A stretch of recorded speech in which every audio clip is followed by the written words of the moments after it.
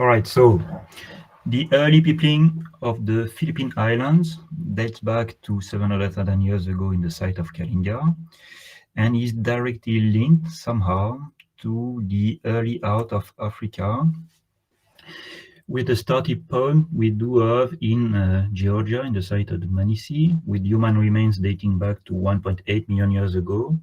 But actually, we do have some earlier evidences potentially out of Africa in China by 2.1 million years. These are some stone tools in loose sequences.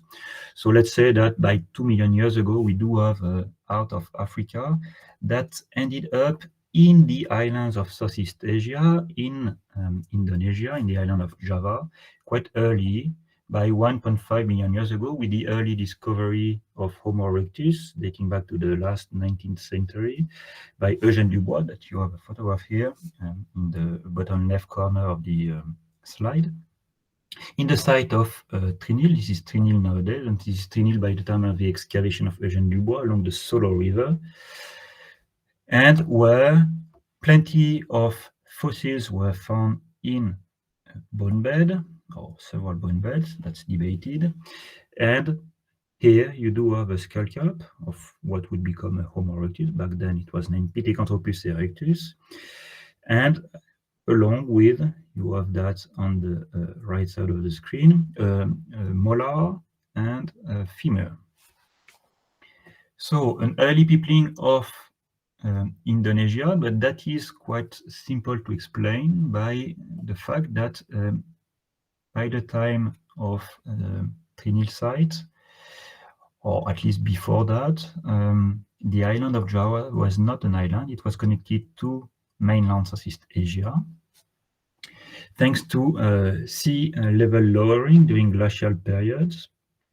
And therefore, we consider Java as a specific kind of island we call continental island, meaning islands that have been connected to mainland Southeast Asia, by the opposite of oceanic islands, which are islands that have never been connected to Southeast Asia. And this is the case for two other islands where we do have also some human remains. And this is more surprising because these islands have never been connected to Southeast Asia. And these human remains are not Homo sapiens. They are archaic hominins and a special kind, at least on Flores Island, that is also part of Indonesia. That is the lowest right circle you have here on the map, of a dwarf hominin that is named Homo floresiensis. And on the island of Callao in the Philippines, where you have a hominin that is not dwarf, but that is quite of a small size, but still within the variation of present-day modern humans. And that has been recently named as Homo luzonensis. This is the island of Flores. The Homo floresiensis is dated to about 80,000 years ago from the Liangboa site. And the Homo luzonensis on the island of Luzon is dated between 135,000 years and 67,000 years. So let's say they are almost the same age.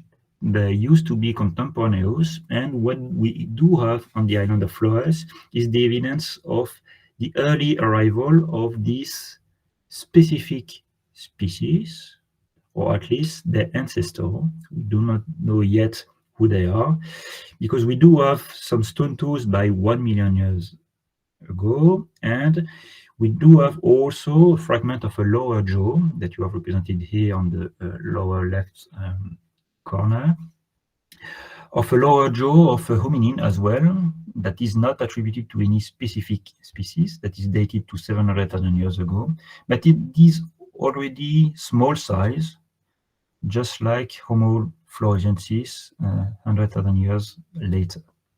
So most certainly this is the ancestor of Homo floresiensis. It is not named yet, and it might have arrived by 1 million years, knowing that by 1 million years on the island of Java, we do already have Homo erectus that is present. And the phenomenon we have here is a reduction in size in an island environment of hominids, but not only hominids, we do have the same for other faunas. That is quite well known. And this process is certainly quite rapid, as evidenced here by the lower jaw dated to 700,000 years ago. And this population might have lived quite long on the island.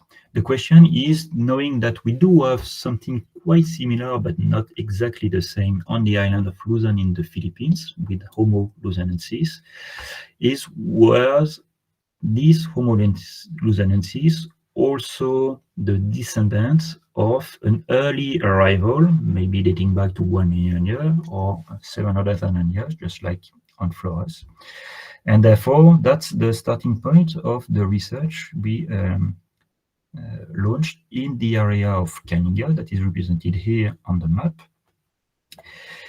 and where you have another map here with several sites, localities, where since the 1930s, several remains of extinct megafauna, like stegodon, so cousin of present-day elephants, or also rhinos that are now extinct in the Philippines, are known.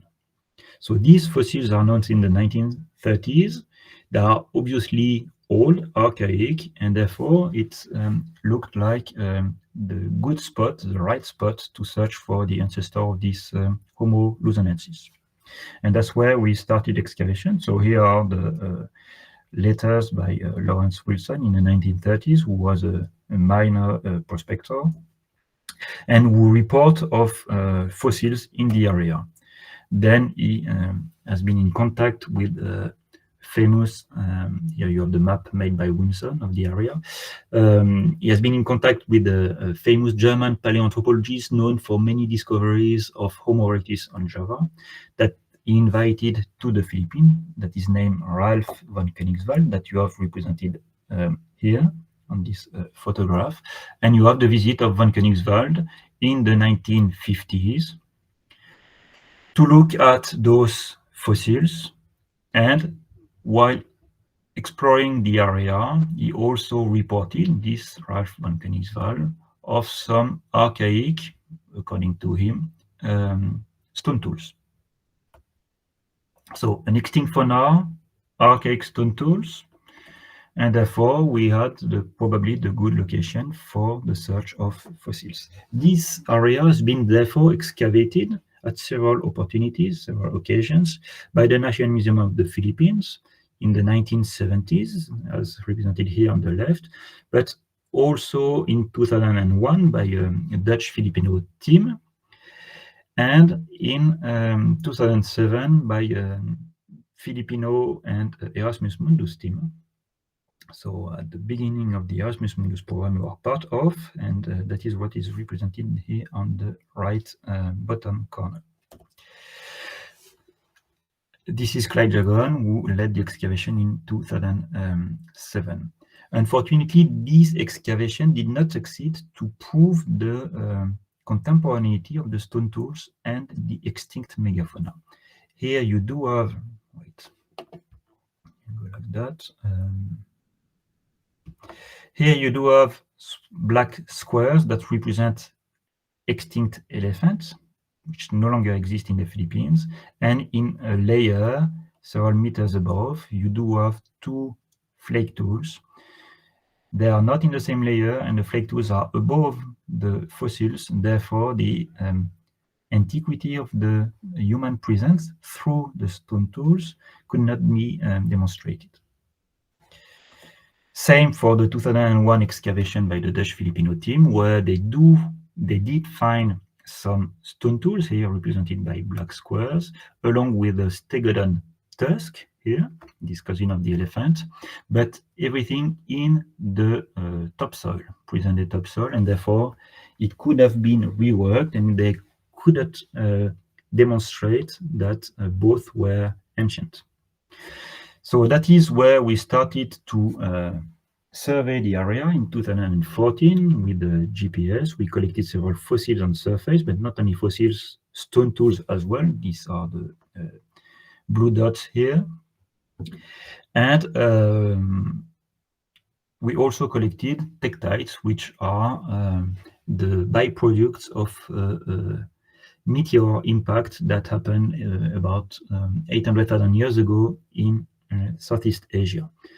And we collected them to see if they were concentrated in the same area with the fauna and the stone tools, just to see also if we could have something archaic. So stone tools along with fauna and this tektite that provides us a maximum age of 800,000 years ago.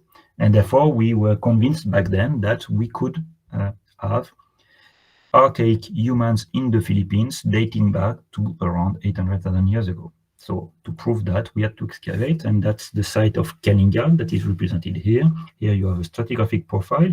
Here you have a synthesis of this stratigraphic profile with several datings here. And this is located in a small valley nowadays. This is a small area. Here you have the trench and the excavation area.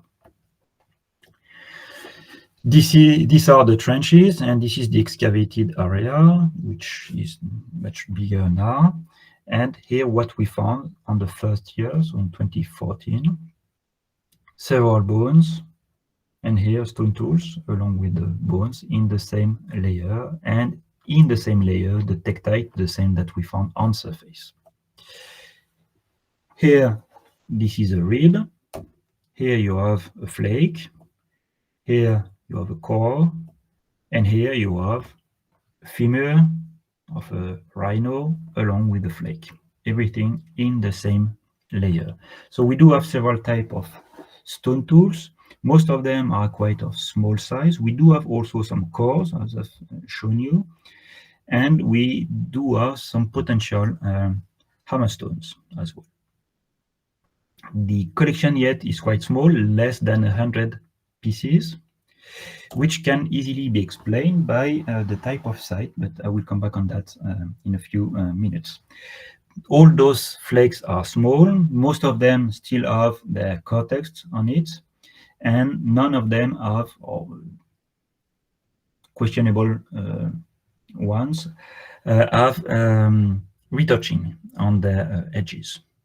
So this all looks like a short, simple reduction strategy that is quite distinct from more sophisticated tools with which have been fascinated, just like you do have in the Acheulean and those large heavy-duty tools, for which you do have just one example in the Philippines here with this hand axe.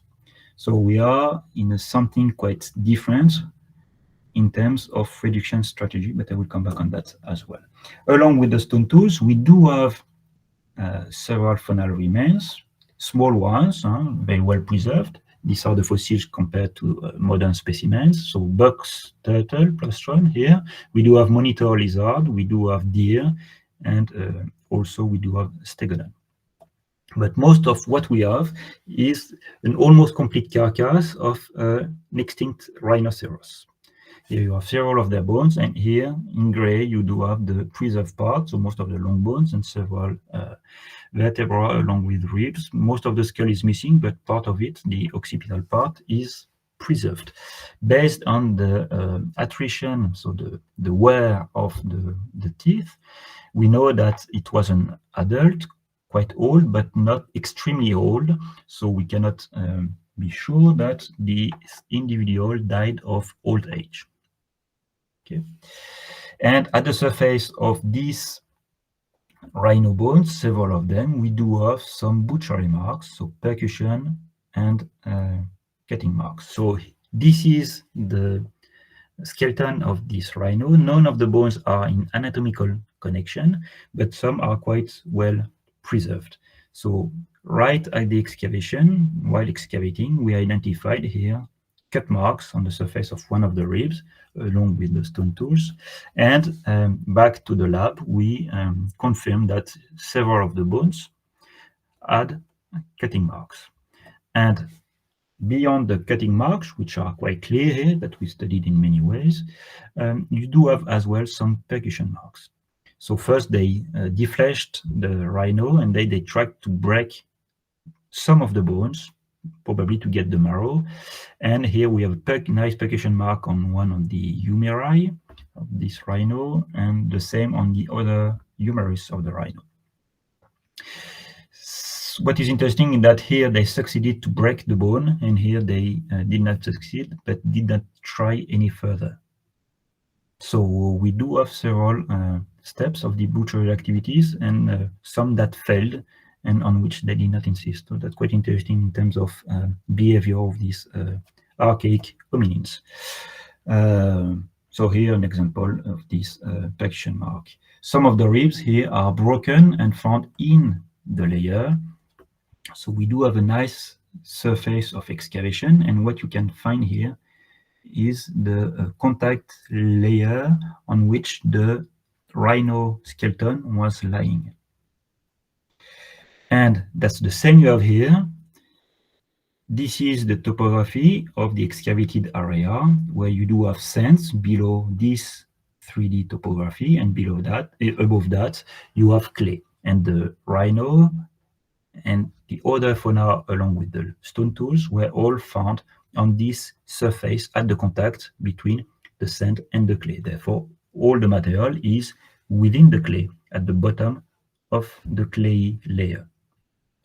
And you can see here that you have a depression here that certainly can be interpreted as a small stream, an ancient small stream where everything accumulated. If you look at the dispersion of the best preserved bones, you can see that you have a main orientation of the long bones, the elongated bones, so the ribs and the long bones. And not everything is inside the bed of this paleostream, but on the side of this paleostream. We dated the sand that was below that layer by argon-argon and extrude spin resonance on the quartz of the sand. We dated the sand that is covering the clay, and we dated the clay we could not date, but we dated the rhino tooth. And by dating the rhino tooth, we could date the butchery activities. And I don't detail, but we got an age for the bone bed that is consistent with the underlying and overlying layers of 700,000 years for the rhino, and therefore for the butchery activities, and therefore for the human presence in the site. So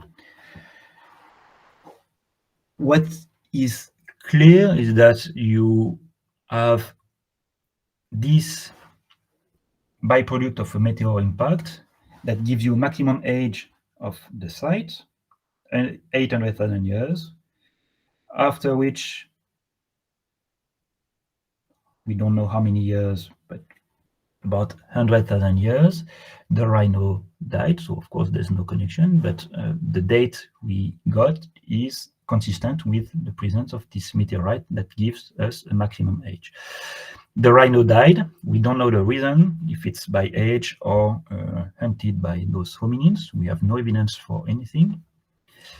But once dead, this rhino was butchered. After the butchery, by the analysis of the clay that is embedding the bones, we could evidence that you had some volcanic minerals, and therefore most likely what happened was a flow of this clay after the volcanic eruption. So you have to imagine a volcanic eruption with ashes that burn down the vegetation. Once the vegetation is off, it rains because of atmospheric pressure after such kind of eruptions. It rains heavily, and then you have a landslide that gently has moved the rhino with the stone tools over a few hundred meters from the butchery site, where they accumulated in the paleostream we evidenced by the excavation. What is interesting is that this rhino is part of a larger fauna, but quite small in terms of diversity, and much smaller than the fauna you have by almost the same time in Java, the fauna of Trinil, the site I've shown you in the introduction. But that is expected because this Java island was connected to mainland Southeast Asia, and therefore those animals could arrive just by walking, while these ones on Luzon should have arrived by swimming or through other ways. And you do have, therefore, a difference in terms of diversity, of richness between these oceanic islands, just like Luzon, but also another island at the south, that is Sulawesi Island, where you also have quite poor diverse fauna, and another island at the south of Sulawesi, that is the island of Flores, of which we already discussed. And by the age of this Kalinga site, we do have this already small size hominin that is not named yet. What we know for reaching those oceanic islands is that the largest vertebrate, the one with the big stomach, so the ruminants and the leaf eaters, can swim very well on long distances. By long distances, I mean for an elephant, it's about 50 kilometers with no problem. For the smallest animals, and here you have a nice example of this elephant that, of course, with this trunk can use it as a snorkel and therefore swim for hours and days. But this is also the case for other fauna. The rhino most certainly arrived the same way. We all have in mind the African right rhino you have here with this head that is going down to eat the grass. But Asian rhinos, just like the Javan rhino, but that was also the case for the Philippine rhino, have different morphology with a head that is in line with the backbone. And that makes a huge difference when you soak them in water. One would drown, the other one would swim very well and arrive on this island. For the smallest fauna, just like the monitor lizard and the box turtle, which is not a swimming one, it's a terrestrial one, you can imagine a different scenario for colonization. You have here an example in Canada, in Quebec, of a floating island that is drifting on the Ontario River, but you certainly had the same from one island to the other with small animals that can float and drift from one island to the next one. And therefore, you have to imagine that wind has pushed away those floating islands from one island to the next. If you look at the rhino we have in the Philippines and you compare it with the rhino you have in China or in Indonesia, on the island of Java, you will realize that the rhino from the Philippines that is here, the one is philippinensis, is closer to the rhino you have in Taiwan, and beyond that rhino you have in China, and far away from rhinos you have in Java. This is what you have here. We are in the Philippines. The Philippine rhino looks like the rhino you have in Taiwan and the one you have in China, and not like the one you have in Java. And based on that, we could propose, at least for the rhino, that they arrive from China through Taiwan to the Philippines, to Luzon Island, and not from Java to the Philippines. What is interesting is that we do have also in the Philippines, on the island of Luzon, along with the rhino, this huge canine that belongs to an extinct pig that we named Syllabocerus, and this Syllabocerus that is now known in the island of Luzon is known on only one other island in the south, that is the island of Sulawesi. So based on the rhino, we could say that you had a migration from China through Taiwan to the Philippines. Based on this Syllabocerus, we could say that at least part of the fauna could have migrated between the Philippines and Sulawesi. We don't know the direction.